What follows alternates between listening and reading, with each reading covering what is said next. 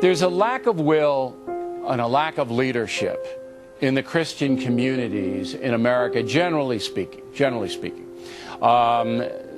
I have to lead this campaign. That's who's leading it. The biggest sinner in the world is leading this campaign. Well, I'm leading it too. I'm leading it too. You know, I don't know what God's going. Is there anybody else who can do this beside O'Reilly? Anybody? Well, but we're not getting, Ms. Pirro, leadership, organized leadership from any of the churches. They just won't engage. You know, it's interesting, Bill, that you say that, because I happen to agree with you. And Gretchen is right when she says it's just 1% that's making all of these objections. But at the end of the day, what you've got are Christians who are not trying to shut down other religions. Christians are not trying to convert by the sword. They're not saying that an atheist is wrong. And even Thomas Jefferson, the ultimate secularist, is the one who said, there's no injury to me when my neighbor says there are 20 gods or no God. In other words, no skin off my back. So we've just kind of, we've been around. To tell the little girl, the 6-year-old girl, she can't quote her grandfather.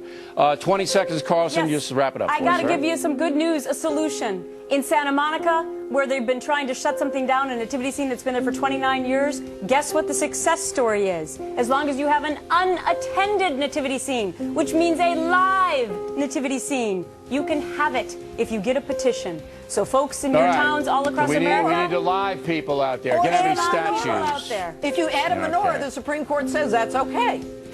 Not going to believe what's going on in Arkansas. At the Agape Church in Little Rock, they're going to put on a play called Merry Christmas, Charlie Brown. But then the Arkansas Society of Free Thinkers said, no, you can't do that. It's a violation of the Establishment Clause, separation of Charlie Brown and state. So the pastor of the Agape Church, Happy Caldwell, canceled the performance. Joining us now from Florida, former governor of Arkansas, Fox News analyst Mike Huckabee. I'm not happy about Happy here, Governor. He should have put the play on so the kids could see it. Well, he is going to put it on, but do it on Saturday. It'll be a voluntary thing. And I think I've known Pastor Caldwell for many years. He's a great individual. He's one of the leading pastors of the state. He didn't want to put the school in a tough spot. Now, to their credit, Terry Elementary was willing to just go out there and do it anyway. They said, hey, blank you. They didn't put it that way. But we're going to, this is a nice play. We want our students to see it. There's nothing wrong with going into a theater that's located on church grounds. So it's Happy that didn't stand up. And here's why it's important, Governor. Number one, the pastor wouldn't come on the program, which is why you're here.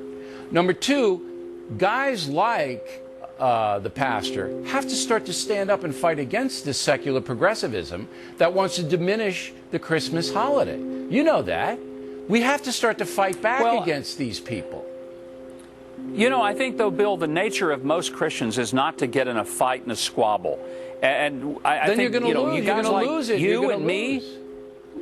Well, here's the problem. I think he did not want to put the school in the position where he felt responsible. He backed off. I know, but he didn't want to put them in a position where they would end up getting sued and spend a bunch of money that kids ought to be using for education. Come on, you know the school district has lawyers on retainer that would handle it, and plus the Thomas More Law Center would do it pro bono. That's all a bunch of... But look, here's the essential thing, and because you're a minister, in addition to being a politician, a Fox News analyst, don't you think that Christian ministers have to fight against this secularism? Don't you believe that's part of their duty? Well, I think they got to fight against, the secularist takeover. And that's part of the problem that we face, is that we're in a society where Christians are treated differently than most other faith groups. And, Bill, that's one of the problems we have. These people that call themselves the free thinkers, I call them the big stinkers. They're not going after the fact that up in Dearborn, Michigan, they spent $25,000 to build Muslim foot baths at the University of Michigan, Dearborn. You didn't hear anybody squabbling about that and filing a lawsuit. So it's the inconsistency that troubles me more than anything. And a lot of Christians just don't want to cause trouble for people. But I think it's time we're going to have to probably cause some trouble for a whole lot of people and say, we represent citizens too. Absolutely. There is no doubt that Judeo-Christian tradition in this country is under attack. And people like Pastor Happy, all right, have got to stop and say enough. Enough. And we need leadership, not only in the pulpit, but now we're going to need it in the public square. I'll give you the last word, Governor.